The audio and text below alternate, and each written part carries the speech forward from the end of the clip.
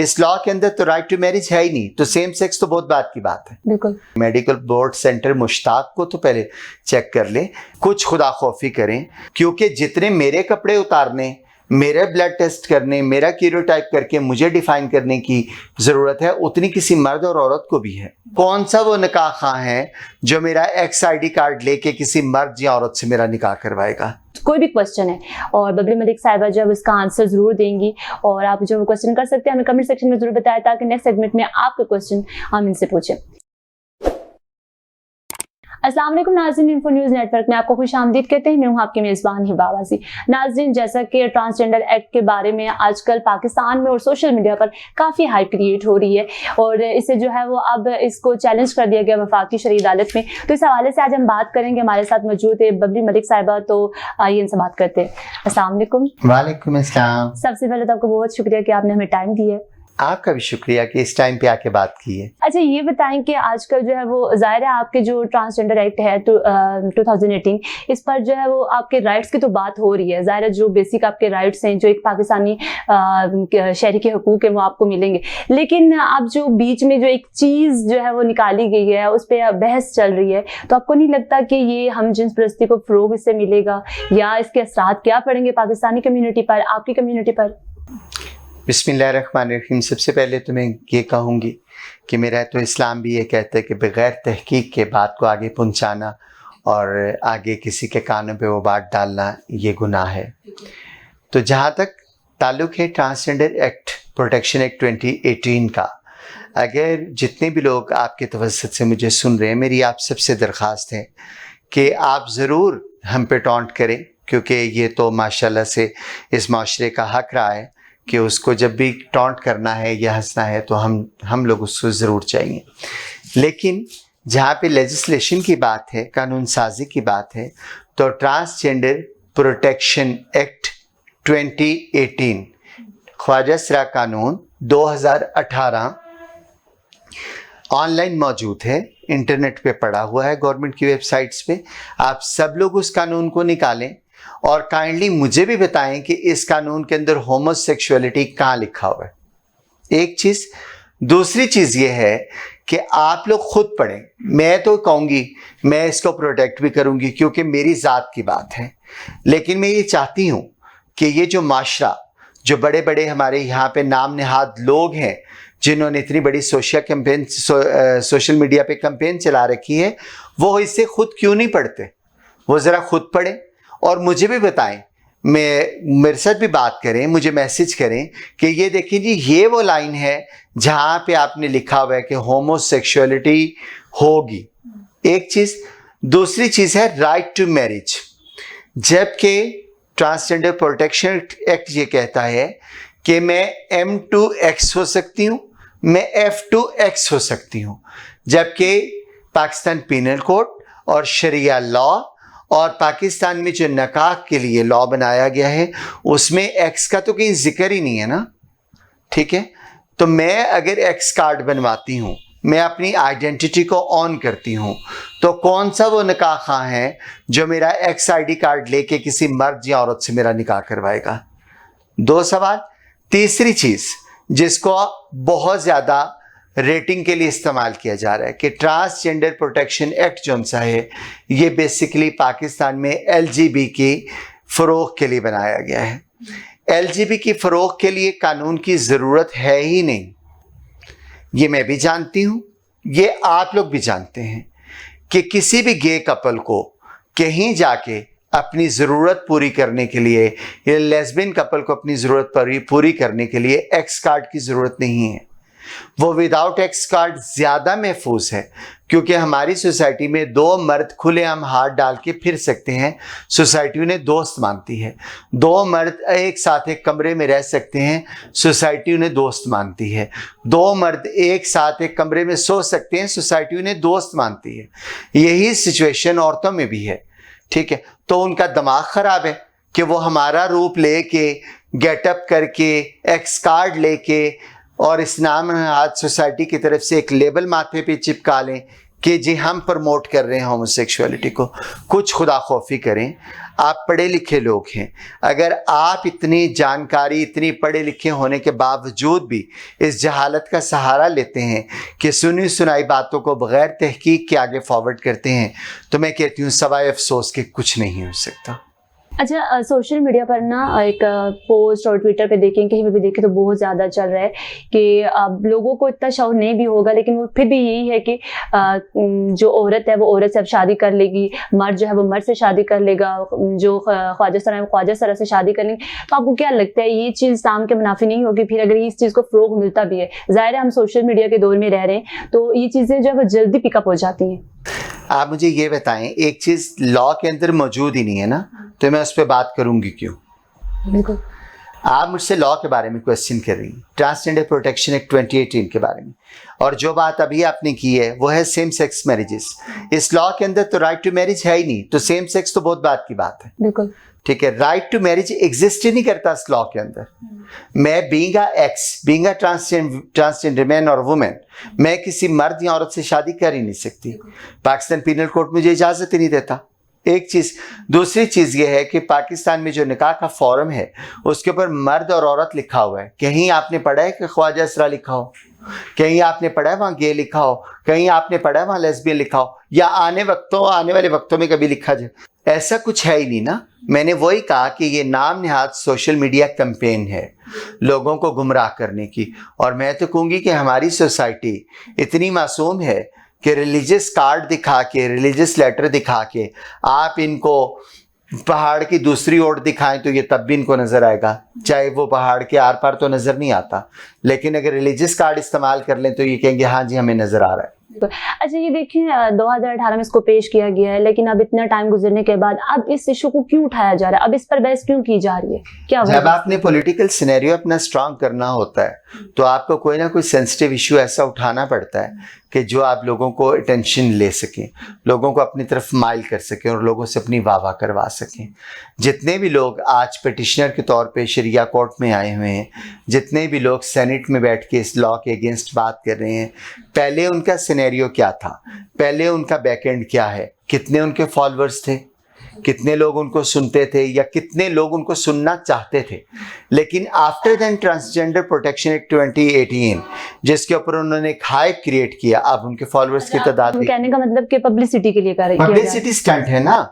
एक इजी जो आप कह लें रेटिंग है, एक इजी रेटिंग। इस्लाम की बात करते हैं, फिर हम झूठ को क्यों ज्यादा प्रमोट करें, क्यों हम पब्लिसिटी अपनी करवा रहे हैं इस तरह की बात करके, और इस्लाम के उसमें भी आ रहा है, और साथ में हम जब वो मुल्क का जो इंतशार फैल रहा है, कम्युनिटीज में फैल रहा है, आप लोगों पर इसके असरात भी बुरे पड़ सकते हैं, हम लोगों पर भी पड़ सकते हैं, तो ये चीज क्यों अब 2018 के बाद अब ये चीज क्यों उठाई जा रही है? मैं अपनी कॉल ऑफ फेल की जवाब दे हूं ना, मैं आपको अपने बता सकती हूँ कि मैंने ऐसा क्यों किया। ये जवाब तो बेहतर आपको वही लोग दे सकते हैं जो ये काम कर रहे हैं। ठीक है, वही लोग आपको बता सकते हैं जो ये कैंपेन रन कर रहे हैं, मैं तो नहीं कर रही। हमें तो कोई भी पूछे about transgender act, about transgender identity, about x, everything, हम तो उसे एक्सप्लेन करते हैं। ठीक है, लेकिन यहाँ पे अफसोसनाक बात ये होती है कि हमारे माशरे के अंदर सबसे आसान है किसी भी नेगेटिविटी को फैलाना। कहने को तो हम मुसलमान हैं, लेकिन पॉजिटिविटी को हम लोग मुश्किल से हजम करते हैं, नेगेटिविटी को हमारी सोसाइटी ज़्यादा ऑब्जर्व कर जाती है, हजम कर जाती, तो वो चीज़ें थोड़ी ख़राब हो जाती। अच्छा, एक चीज़ मैंने नोट की है, मैंने जहाँ वीडियोस वगैरह भी देखी और बयान वगैरह भी सुने, जिसमें सेनेटर मुश्ताक का ये भी कहना था कि जो हम बात करें वो ये है कि मेडिकल बोर्ड फैसला करे। ठीक है, लेकिन आपको क्या लगता है इसमें कोई कबाहत है? मेडिकल बोर्ड अगर फैसला करती है तो मेडिकल बोर्ड प्रेसिडेंट पाकिस्तान का फैसला करे ना, पहले medical board prime minister Pakistan का फैसला करे, मेडिकल बोर्ड सेंटर मुश्ताक को तो पहले चेक कर ले। हमारा मेडिकल बोर्ड से इतराज़ क्या है? आप एक कानून बना रहे हैं, आप चाहते हैं मेडिकल बोर्ड डिसीजन ले, तो मेडिकल बोर्ड सिर्फ ट्रांसजेंडर पर्सन का डिसीजन क्यों ले, मर्द और औरत का क्यों ना ले? क्योंकि जितने मेरे कपड़े उतारने, मेरा ब्लड टेस्ट करने, मेरा कैरियोटाइप करके मुझे डिफाइन करने की ज़रूरत है, उतनी किसी मर्द और औरत को भी है, क्योंकि वो भी इंसान है।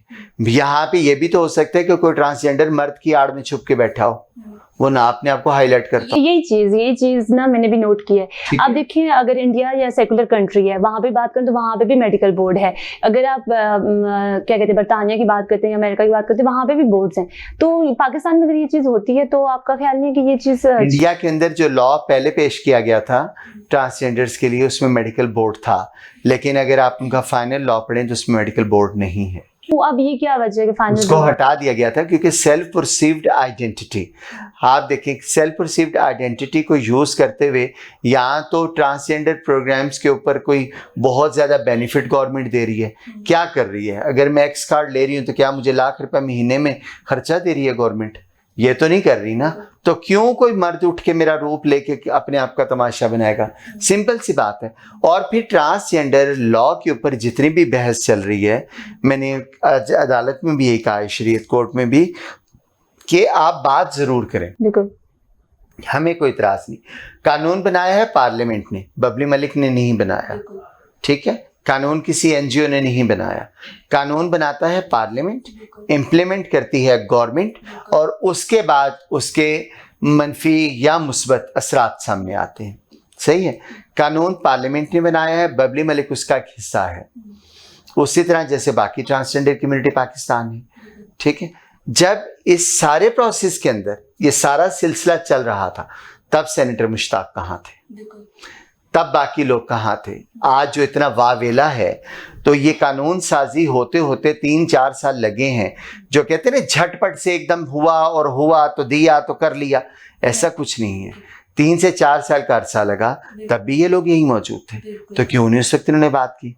बिल्कुल, एक एक्ट बनता है, उस पर पूरी इन्वेस्टिगेशन की जाती है, रिसर्च की जाती है। अगर वैसे भी किसी भी कंट्री में कोई पॉलिसी बनती है या कोई एक्ट बनता है, उस पर रिसर्च की जाती है। मेरा भी क्वेश्चन बेसिक यही है कि जब ये चीज बन रही थी, उस वक्त हमारे नजरियाती कौंसिल क्या कहाँ पे थी? उन्होंने देखा नहीं था, किसी ने पढ़ने तक गवारा नहीं किया कि अगर इसमें कोई ऐसी चीज है, कोई ऐसी चीज है, हम उसको नेगेटिव वगैरह उसका इम्पैक्ट पड़ रहा है, पाकिस्तान पड़ेगा, तो हम इस चीज को रिसर्च करें। क्यों नहीं रिसर्च करके हम जब इस चीज को बनाते हैं? इससे ये है कि इस पे असरात आप लोगों पे, कम्युनिटी के लिए भी खतरा है, हम लोगों के लिए भी खतरा है। तो जाहिर है ये सेम चीजें हो रही हैं। तो इस वजह से आप बताएं कि ये चीज वाकई में एक क्रिटिकल बनती जा रही है पाकिस्तान के लिए, तो इस पे क्या कहेंगे आप? ये क्रिटिकल बनती नहीं जा रही, इसको क्रिटिकल बनाया जा रहा है लोगों की तवज्जो हासिल करने के लिए।